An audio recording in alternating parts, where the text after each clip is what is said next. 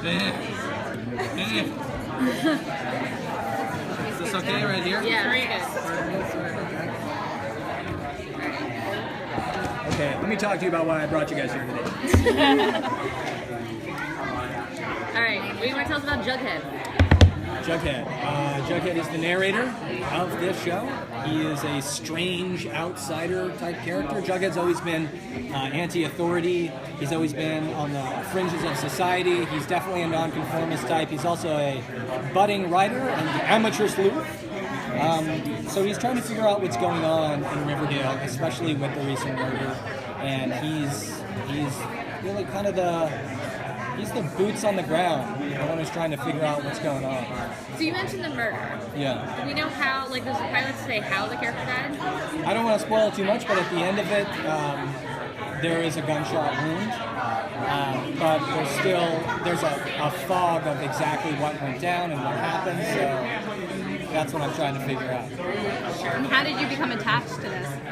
To the project itself? Yeah, because you took a break off. I did, yeah. I took a break from acting, and I didn't actually really anticipate coming back at all. But I really liked the project. When I was given the sides to read, there was basically 3 pages of just solid monologue. And I thought, this would be challenging. And I really like Jughead as a character. I think he's really cool, especially in this. This show is very film noir, which is something I'm not familiar with as an actor at all. I mean, at least acting in it, I haven't done professionally. And so I wanted to try that out. I think Jughead's a cool, weird, creepy character, and that's also fun. But I also come from a comic book background. You know, I used to get really angry and incendiary when people would mess with the properties I loved a lot. And one of the cool things about the Archie universe is there's so many universes. Like there's Afterlife with Archie, the Predator comes, the Punisher comes to Archie. There's so many universes that it removes a lot of that incendiary dialogue that takes place with most comic properties. And I think the fans are primed for a cool new take on a modern film noir, teen drama, brick-like Archie. It's going to be solid. And that's really, I'm coming at it like a fan, to be quite honest. I'm excited to get to work. What do you think is key to keeping Archie true enough to the comics that fans will be pleased? I think the love triangle is definitely one of the fundamental points. I think the Easter egg characters that are going to exist, I think we really do. I like to think of Archie as a cast of actors that through the comics and this show are just constantly being thrown in. They're like a theater troupe. They're just constantly being thrown into a bunch of different environments. You know, we have Moose, we have Midge, we have Dilton, we have all the characters, the side characters that you know and love. We have all the locations, but it's just, so that's fundamentally the same, but the tone is different, and the gravity of the drama in the tone is different. So I also think this is an Archie property because one of the lead creative directors of the actual Archie comic books is our executive producer writing every episode. I mean, it's not like we got some schmo off the street who came over like, do you know about Archie? Can you write it? No, this is the biggest fan of the comics who's also responsible for Afterlife. I mean, he's the guy. To say this would not be an Archie property would be silly because he's the one in charge of all the Archie properties anyhow, so it can't be divorced. We can kind of tell that you're a fan of the Archie comics. Are you more Team B or Team Flo? Okay. I don't think Jughead even thinks so. Forget Jughead then. What do you? Me, personally, I'm Team Betty. Cole is definitely Team Betty. Girl Next Door, kind of... She to me has always been the one that sort of redefines the classic trope of femininity within Western society. She's like the mechanic and the tomboy, and I think that personally I really like that side. But Jughead's not. I don't think that's even a thought past cheeseburgers for me. Well, in one of the Archie iterations recently, he's asexual. Yeah. Yeah, and I'm glad that you mentioned that. Yeah, first off, I'm a huge proponent of that kind of representation. That's my bread and butter. I think that's really awesome. That was a comic universe of Archie, Jughead, by Chip Zdarsky. And I know that this show is definitely pulling more off of the Mark Fiona Staples version of Archie, if we're to liken our universe to anything like that. So his sexuality is not well defined in the Marvel one, and in this, it hasn't been defined yet either. So but it's not something you're bringing to the character. Until otherwise noted by our creative director, our EP, that Jughead is taking a stance on any form of sexuality, I wouldn't say that he would be asexual. But I'm stoked that I can bring to life that dialogue in any way, shape, even if in a brief interview. I think that's so awesome. And I think it'll definitely be mentioned. I would be surprised if it's not. Not a problem. Thank you. So what do you got?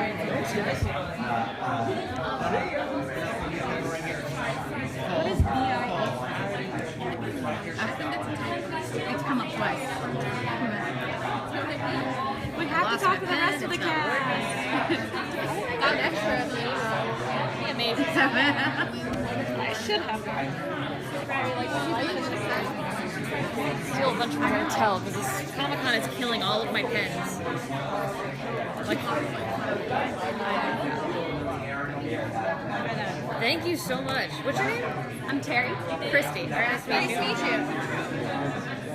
I can give you a business card if you like. Yeah, do that. I don't have a business card, but I am on Twitter. So I can tell you where that is. Not where Twitter is, obviously. No sweat. Here, I'll write down my Twitter handle and then. I somehow have my editor's business card, so you can have hers if you'd like.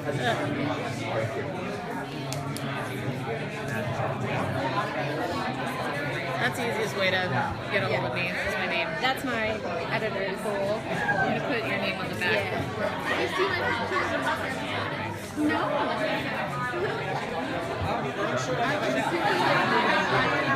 Yeah, I didn't want to bring up the asexual thing when we did the video interview because I didn't know if he was aware of it and I didn't want to. You don't always really happy you brought it up. Good. It's because that was something I remember thinking. That's a really interesting thing. Yeah, like they're really going for representation. It's not just like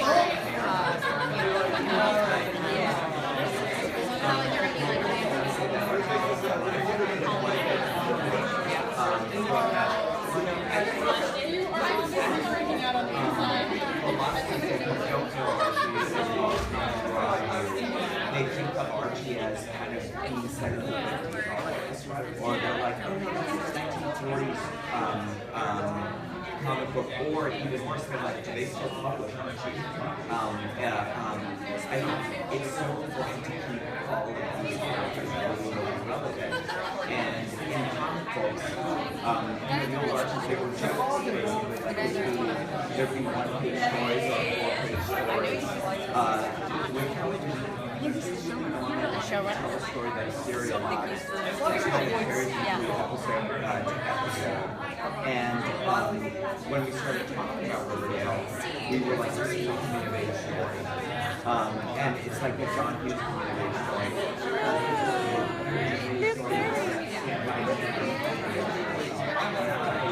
he's the executive producer. Okay. Like he's in charge.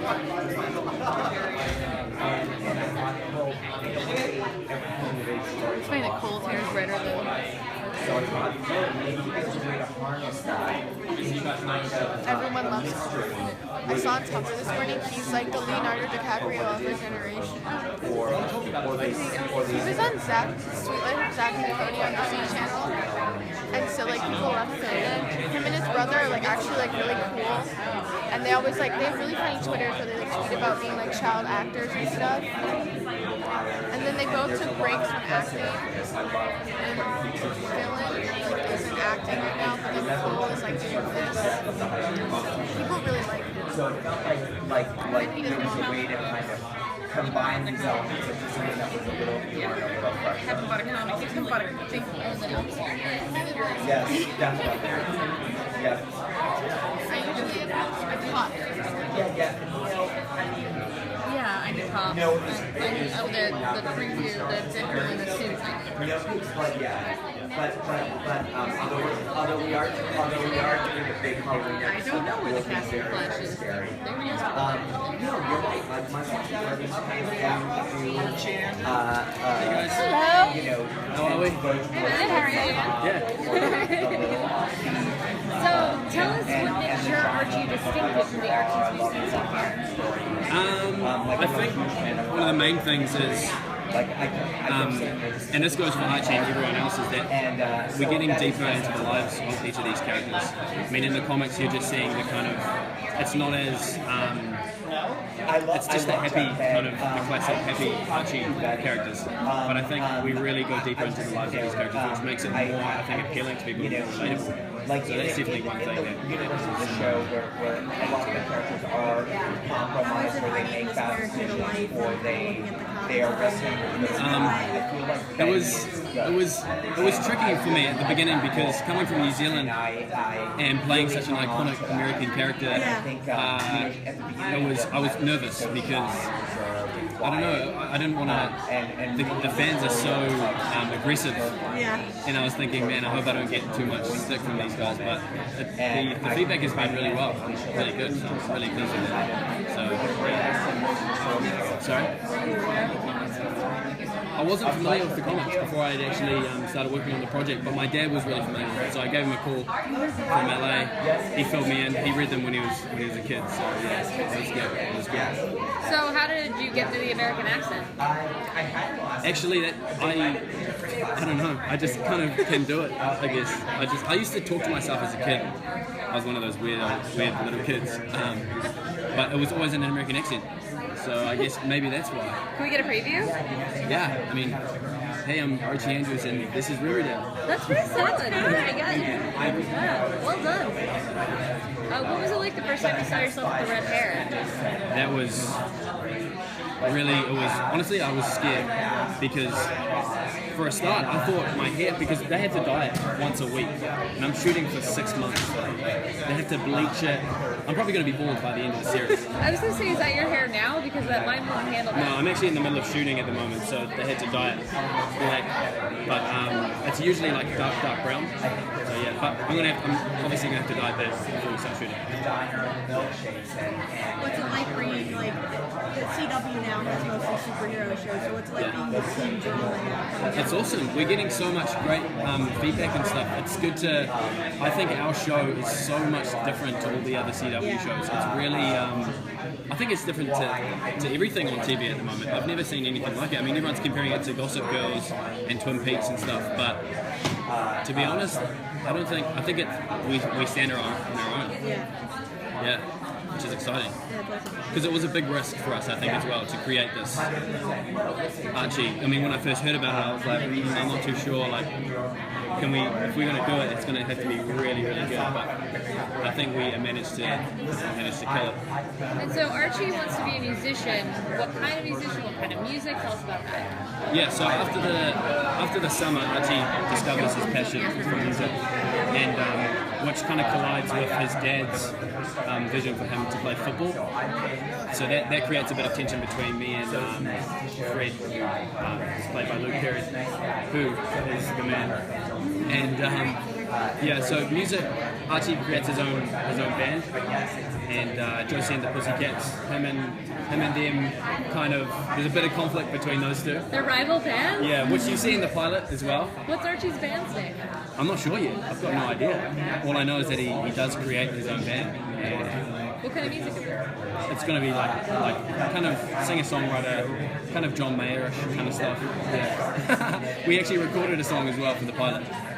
Really? So, Get a preview of it? Yeah, you hear it in the pilot. I think she's asking right now. She's asking right now. Oh, right now? Yeah. Oh, I don't know about that. I don't know. You know, just try my luck, maybe. Did you sing before? I actually didn't. I'm actually not a confident singer at all. I'm going to be completely honest. But I just had to do it. We went into the studio, smashed it out. Probably a bit of voice tweaking, but that's all right. What's the song about? The song it's inspired by his romance with, I can't say, but yeah. It's an the inappropriate romance that he has in the first episode. Yeah. That's what the song is inspired by. Yeah. Cool. Thank you, guys. Thank you. Thank you. We're doing Riverdale. Good ask. Good ask. We didn't get him to, but I like that ask. I was like, might as well try. Totally.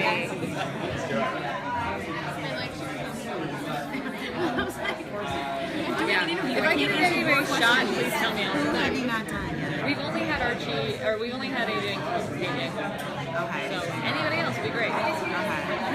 Just throw somebody at the table. Not literally Get a throw. seat. Well, the thing is, we're standing there earlier being like, what am I supposed to do? I was like, you can join can this just sit interview. down. It's fine. We have an open seat. No pressure. Who does my table of love need? We've only had Archie and Doug.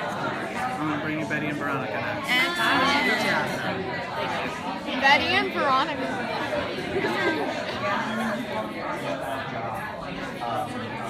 I love when there's a Suicide Squad, Indiana Jones, T-Wolf. No, this is a Riverdale.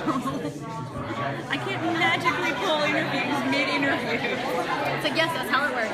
I tell them and they come through the door. They come to me. I just snap my fingers and the cast of Game of Thrones appears. Yes, yes. If only that's how it works. If only. I snap my fingers every day. Yeah, really. Oh, I see they have, Okay, Cheryl and Josie pair.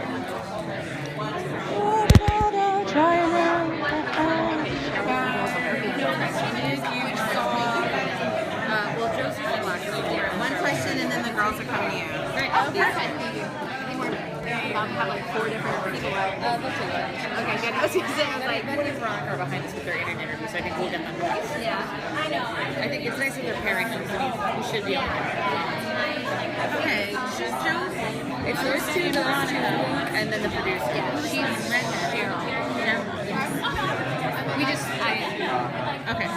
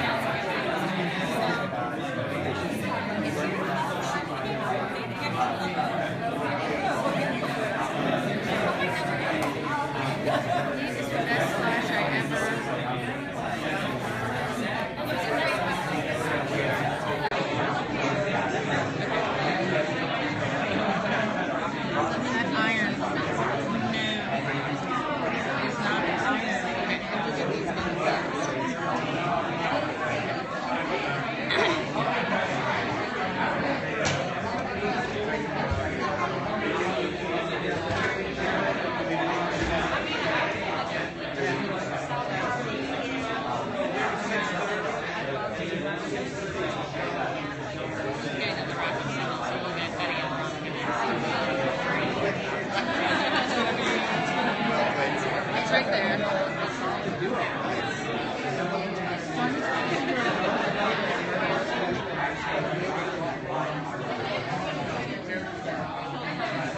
I don't know where the cast have gone. Sure. Well, that was it. Like the other, I only had to do 2 more roundtables in this, but the other 2 I did this week, I didn't get everybody. Yeah, 2 We're hours so ago. poorly organized. Yeah.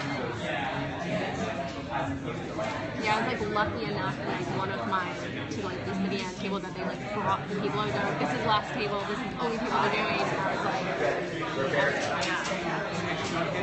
Amateur sleuth, and like a young photographer, and all these small little roles he plays. And it's fun to find those and read those and integrate that into the material he's now. He's still like he's a cerebral character. He's very much like, but because it's a film noir, we needed the narration. I think I'm excited to bring that to life as long as my voice doesn't sound too easy. Is he the observer for the town and kind of the He's the point of he's on the outside, and so that gives him a wonderful ability to view the strange happenings of the murder mystery from a unique perspective that's going to probably get him closer and get him in trouble. Alright.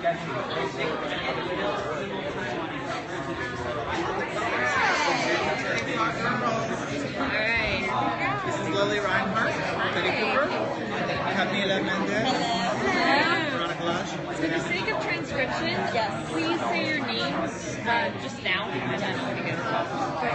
Camila Mendez as Veronica Lash. Lily Reinhardt as Betty Cooper. Alright, so tell us about that. It's a women's table. Yeah. Well, I guess we'll start off by saying that our Archie is a lot more, it's a lot less misogynistic than the comics, you know? There isn't a constant rivalry between the two girls, especially over a guy, you know? They have more to their lives than Archie. Yeah, that's the thing. There's more going on in their individual lives than just like the obsessions of Archie and he's interested in that life. Yeah, right. And, you know, their friendship in the 40s is obviously going to be different than their friendship now. Right, it's been 75 years and things have changed, the world has evolved, and so we're putting the more modern version of Archie and Betty and Veronica into this world. So there's more kindness between them, but that's not to say that there isn't going to be rivalry. Were you guys fans of the comics before or something? Not fans, no. I mean, I was familiar with it.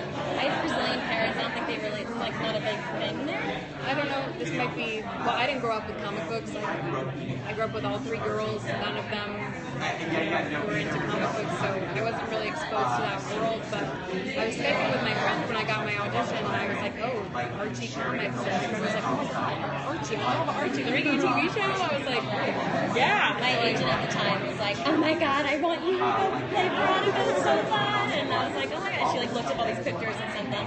I mean, there's so many people around us that do follow the comics that they were able to like, it's not hard us for everything. Yeah, my friend cried when I got the role. She was so obsessed. She's like, my haircut is because of Veronica.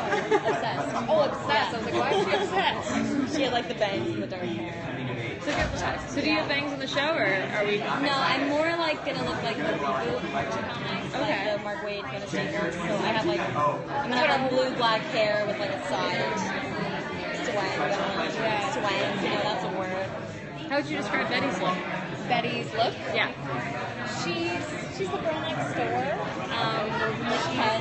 Yeah, like Ken. Like she's wearing these designer 40 silhouettes. Right, like Louis Vuittons, and I'm wearing just jeans from Goodwill. And, you know, but she's modest. She's feminine. Like, even just in the clothes, the characters are represented in the clothes. Betty wears very light fabrics, light colors, and Veronica's more dark, cool tones, and more slimming and sexy and mysterious. Sure. Kate. Okay, yeah, there was a Kate. All right, Kate. Right. Nice. What was the question? I feel like we didn't answer. No, you guys said way better answers. Oh, Time. I don't have bangs, unfortunately. My hair is naturally like, super wavy. So people would be upset with my bangs. They would not be good. Like terrible bangs. So you said that, you know, the girls have more going on in their lives than who was Archie decided he likes that week. Tell us about the full lives of Betty and Veronica. I think right now in Veronica's life, you know, she's the new girl coming to Riverdale, and her dad just got arrested for fraud and embezzlement and is involved in this huge scandal. It's kind of like a Bernie Madoff. So she's dealing with the shame that has brought to her family and all the publicity because of it. So she moves to Riverdale with her mother to start a new life, and she's really interested in trying to be a better person, taking it as an opportunity and running with it, being positive about it. But then she starts to see that all of that shady stuff that was going on is still kind of going on. And so I think with her, there's going to be a lot of family problems. Yeah, the same with Betty. As they're coming into the show, Betty and Archie are lifelong best friends. Betty, you know, they both come back from the summer, and Betty realizes, okay, I'm finally ready to tell Archie that I love him, and I've always loved him. And, you know, Archie doesn't look at Betty that way. He doesn't look at her as a woman yet. Yeah. And so Betty is dealing with a lot of pressure from her mom, Alice. Betty has a sister, Polly, whom is the troublemaker, the bad kid. So you know, Betty's mom is really trying to make Betty perfect, the perfect kid, everything that Polly wasn't. And so Betty has a lot of pressure on her shoulders. Her mom hands her a bottle of Adderall and says, like, stay focused. Yeah, stay focused, girl. Got to refill your prescription. So, you know, Betty is starting to crack, which is a good thing because she needs to break down and learn how to. That's part of their friendship too. confidence. Like, I'm trying to get her out of her shell. And It sounds like it's about the pressure of being the quote-unquote perfect girl. yeah, exactly. And trying to keep it all together. And seeing that, you know, Betty's this talented, smart, beautiful woman, and I'm like, why aren't you like running people? You know, I'm like, why aren't you in charge? Like, you should be strong. Like, you should. It's just shining a light on how much pressure women are under and how we don't have to conform to these things, you know? To be all things at once. Yeah. We can be anything, wherever the hell we want to be. I like it. Very nice. Thank you so much. Thank you. Table full of women. I mean, look Come on, guys. This is great. All right, Lily. We're gonna all smash We're going to patriarchy this right table fucking right now. over there. Jamie will take you Thanks, over guys. there. Thank you. Over there. You know I forget every time. We need Josie, Luke, Cheryl, and Luke. Yeah, and the producer if we can. Josie, Shirley, and producer. Okay. You'll probably get Josie and Cheryl from one of the producers. Putting that out there, being honest. Okay. We need these 2 dolls over there. Well, we need the building and the cats. When they... No, you don't know. We don't have time to do anything that normal people do. We don't need. When I was 2, I realized that life. This is your moment. Tell us. Oh my gosh. Get on your soapbox. We're here. This is your moment. Who are you? It's the entertainment industry, we love all this. Yeah, that makes me really excited for Betty and Riverdale. She's like, let's go. Yeah. I actually really like it. I'm getting more Yeah. Oh, yeah. I don't know if I can make it tonight to see it, so I skipped it. It was good. I'm hoping that I can like squeeze, like switch with somebody and be like, get out, I want to go.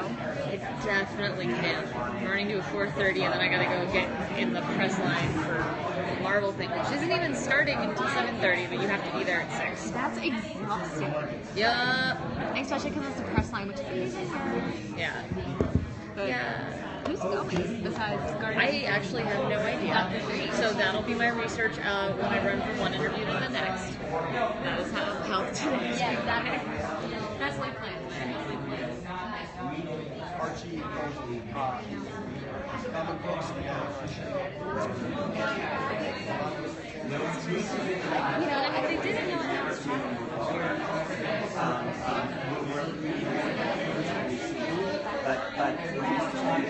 We need the producer, casting by summer, and I'm like, Josie and Cheryl and Luke Perry. The other thing about these, so they can announce anything. Oh, Varsity Happy. He was signed off on all those things.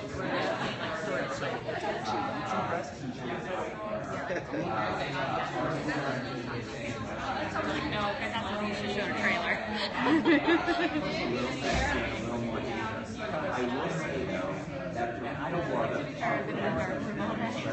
I hear it. The big Easter egg for people who were waiting Yeah, I did for think the it was Miss Running Some brokers. I don't know, I think it's, yeah, I think it's just enough that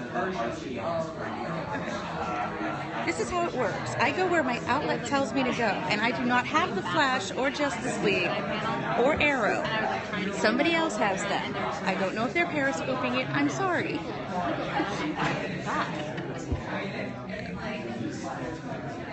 Like sometimes it's just easier to sit down here. I know. And watch those people go by. Yeah. Nobody wants to see this one.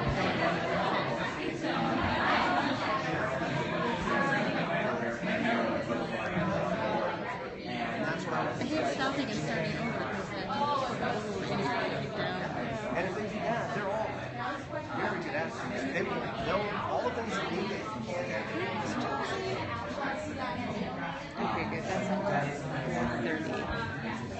trying to charge my phone somewhere. Because in theory, that's what this is supposed to do, but apparently she's trying. Did you know that those all playing with Veronica, or they've been in on the show?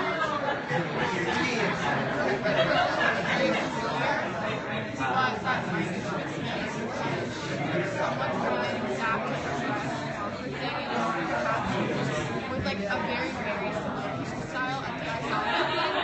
It was someone completely different, like she was blonde. Do you guys went to this year? No, that was at WonderCon. It was not the main girl, but the other blonde girl. Oh, Allie from Adriane Nash. No, I would have known if it was her. Yeah, no, I would have known. It was like my favorite when I was younger. Maybe she's not actually blonde on the show. Okay, a different redhead could have been one of them. I have no idea. There aren't that many girls on the show. No, I know. It seems like it. Hey, ladies. Hello. Hello. You're going, everything's cool? Oh, yes. A table full of ladies. Yeah, Hello, join us. So let's girl talk. Tell us about your characters. So I play Cheryl Blossom, who is the head cheerleader, vixen, and lead villain on the show, which is very juicy and fun. And in the beginning of the show, my brother passes away in a mysterious way, and we're not really quite sure what happens there. And so that kind of is the arc of season 1, and that allows Cheryl to evolve as the villain with the hurt of her brother's death, and then maybe the repercussions of him dying throughout the season on her. Is it an older brother or younger brother? We're twins. Yeah. Oh. So there's a little bit of incest in here. That word. It's the word.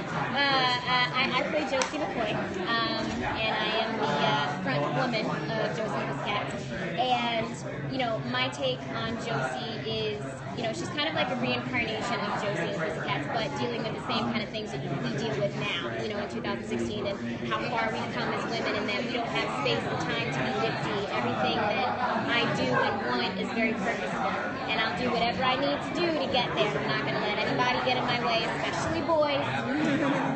And that is not necessarily the same sentiment that my Pussycats share.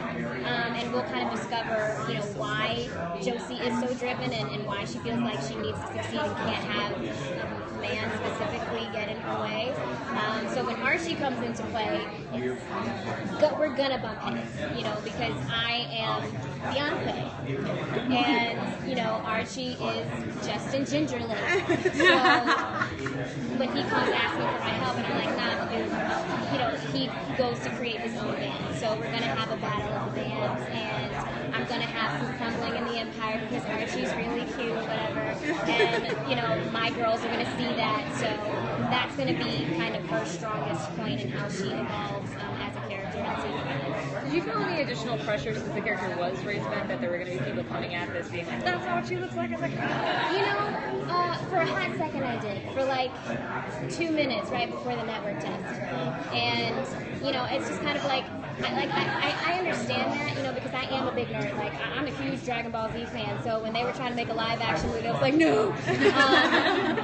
So, you know, I understand that sentiment, but I think what's really important is that, you know, I'm not trying to erase the original Josie. I grew up loving her, and what's really great about the Archie comics as a whole is that everybody is relatable. You know, I didn't have to look like Jughead to have him be my favorite character, you know. I didn't have to look like Archie or Betty or Veronica to understand the situations that they were going through. So I feel like if people can go into it with an open mind of just, you know, being like, oh, this is like a girl that happened to be born with the name Josie and wanted to be, you know, a rock star and came up with this band, the Pussycats, and let's see what she's got. You know, it's not, I'm not trying to undo or erase anything that's already happened. have you done any music before?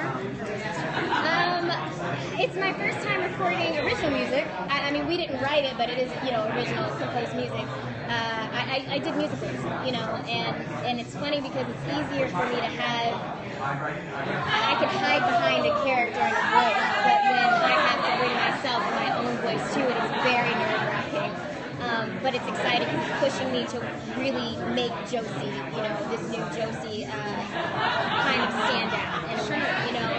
and she's gonna be kind of rockish, you know. She likes to get the party going, and whenever everybody wants to leave, I'm like, psych, I got another song. So, Well, before we have to lose you, does she wear ears? oh my God.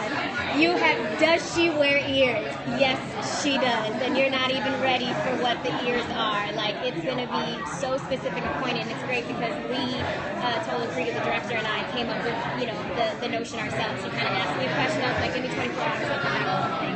And we did, and that's going to be the through line of Josie the Pussycat's trademark. So I'm excited. It's so fun. I can't wait for you guys to see it. It's so good. Thanks so much. You're welcome. Thank you so much. You're welcome. I'm going to start a new file for Lou.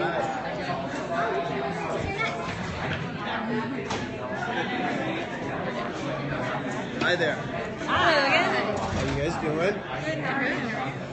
Oh, it still smells like it. Yeah. All right. I'm going to let someone else start with a question because We had a moment. we to had a sign. moment. All I'm right. fine. I'm What can I do for you? fine. All right, we'll start with the basics. Tell us about your character. Well, I will. I play Fred Andrews. He's Archie's dad. Blue collar guy, owns his own construction company, loves Riverdale. Has no ambitions of leaving Riverdale. Wants to stay there. It's always been his home. And I think that's neat for me. I've always played characters who kind of wanted to do something, or trying, aspiring. This is a guy who's absolutely happy where he's at, living his blue collar life, having his thing he wants to share with his son, and he runs right into the naked ambition of a kid who wants to do other stuff, you know. And that's just, I can't quite figure out why that is. So he's that guy. He's an average, regular guy. Yeah. So we heard like Archie wants to be a rock star. You want Archie to play football. Well, it's not that I want to be a football player. I think him playing football is his best shot at getting in college. And with a college education, I think he'd have more opportunities. He's got stars in his eyes and Jimi Hendrix in his hand, so the kid's going to do something. But when, you know, it's funny, I don't exactly remember how it went down, because I always told my parents I wanted to be an actor, I'm going to Hollywood. I don't think they believed me. But one day I just picked up and left, and went, you know, and then you realize your kid's not playing. This is what they want to do. So as Archie and his dad wade through this, I think it's going to be interesting to see how that goes down. Does Archie's dad come into play at all in the murder mystery of this season? Murder mystery, you say? I never liked the Blossom kid. I'll just go on record with Okay. That's all I'm going to go on record with. Are you a fan of the Archie comics? I read the Archie comics. Was I like, can't wait to get my next Archie kind of a thing? It wasn't quite that. But, you know, when I was a kid buying comic books, I'd buy like 3 of them in a package, and it would be a Green Lantern or something on the front, Superman in the back, and they slipped an Archie in the middle. They'd always slip an Archie in there. Or sometimes even inside the book, there would be a pull-out 3-page Archie. You cannot escape Archie. Don't try. The ubiquitous Archie. Give yourselves over to Archie. Please do. Please don't. Resistance is futile. Just give over to Archie. And so, yeah, I had always read them, and we all know the classic characters, and so I, like everybody else, when I first heard that this was going to go down, I was like, I don't know. Really? And I'm just like, oh, you got to read it. I'm like, yeah, but it's Archie. She goes, no, you got to read it. So that's fair enough. You always got to read them, right? Because I mean, somebody thought it was a good idea to make Wild Wild West into a movie. Not good. So with Archie, I kick it open and start reading it. And by page 5, I'm in. I'm just like, wow. It's so good for me to truly be here because I love the script, I love the writing, and I love Roberto's process. So it was easy for me to jump in there. And CW is a really fun network because they have like iZombie, which is like the Zom rom-com. Bomb. Woo! You dropped the bomb on him. That was great. Yeah, and you know what? Because the best stuff happens when you take a chance. When you risk something, when you do the thing that you don't know, and for them to do that on a network kind of level, it's great. And they will be rewarded. You know, risk reward. You take a risk and you do it right, then you get rewarded. And I'm glad they're doing it, and I feel fortunate to be part of it. So we've heard about how all the other characters updated looks.